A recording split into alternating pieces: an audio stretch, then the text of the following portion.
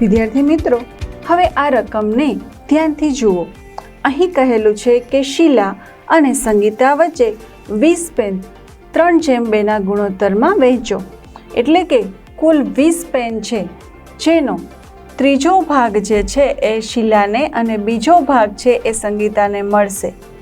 તો જ્યારે આવા દાખલા પૂછેલા હોય ત્યારે સૌથી પહેલાં આપણે રકમને ખાસ સમજવાની.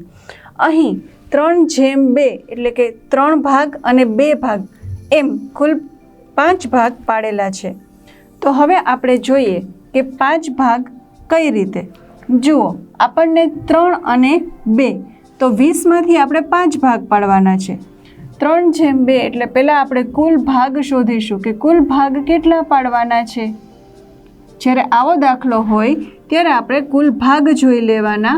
3 અને 2, 3 ભાગ શીલાને અને 2 ભાગ સંગીતાને મળે છે. તો કુલ ભાગ જે છે એ 5 એટલે કે 20ના 5 ભાગ પાડવાના છે. હવે આપણે 2 રીતથી આ દાખલો ગણી શકીએ. 20ના 5 ભાગ પાડીને જોવાનું કે એક ભાગ કેટલો થાય છે. ત્યારબાદ એને ગુણ્યા 3 કરી અને એ પેન શીલાને મળે અને એને ગુણ્યા 2 કરીએ એટલે એ પેન સંગીતાને મળે. હવે ચલો ગણતરીમાં આગળ વધીએ. બીજી રીત જે છે એ પણ આપણે કરીશું. એમાં આપણે ગુણોત્તરનું જે માપ છે એ મુજબ પદ મૂકીશું. શીલાને મળતી પેન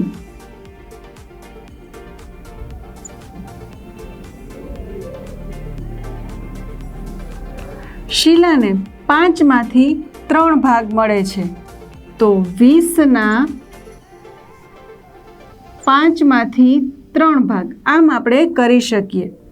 હવે આ જે રીત છે એમાં આપણે છેદ ઉડાડીશું. 5 4 20 અને 4 3 12થી. તો આ જે જવાબ છે એ મળે છે શીલા માટે. હવે આપણે બીજી રીત જોઈએ.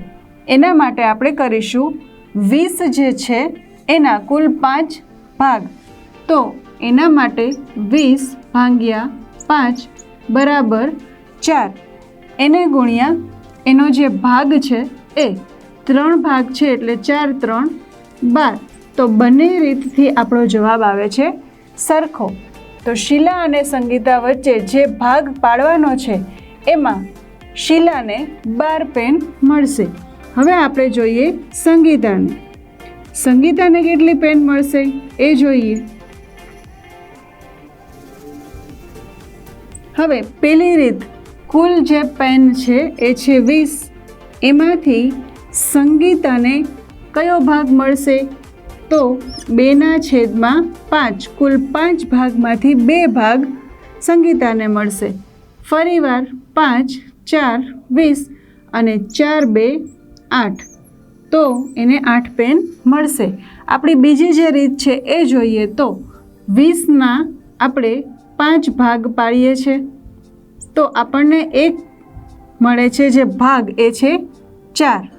હવે 4માંથી આને ભાગ મળે છે 2 એટલે 4 ગુણ્યા 2 બરાબર 8. તો અહીં પણ જવાબમાં મળે છે 8. હવે પ્રશ્ન પૂછેલો છે એના અનુસંધાને આપણે જવાબનું વાક્ય બનાવીશું કે શીલા અને સંગીતાને જે પેન મળે છે એ કેટલી મળે છે. તો આપણે લખીશું કે તેથી શીલાને કુલ કેટલી પેન મળે છે? 12. અને સંગીતાને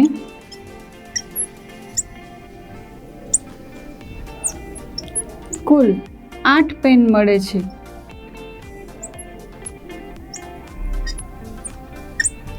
આપણો જવાબ સાચો છે કે નહીં એ ચેક કરવા માટે આપણે આ બેનો સરવાળો કરીને જોઈશું કે જવાબ સાચો છે કે નહીં. 12 + 8 તો બરાબર આવે છે 20.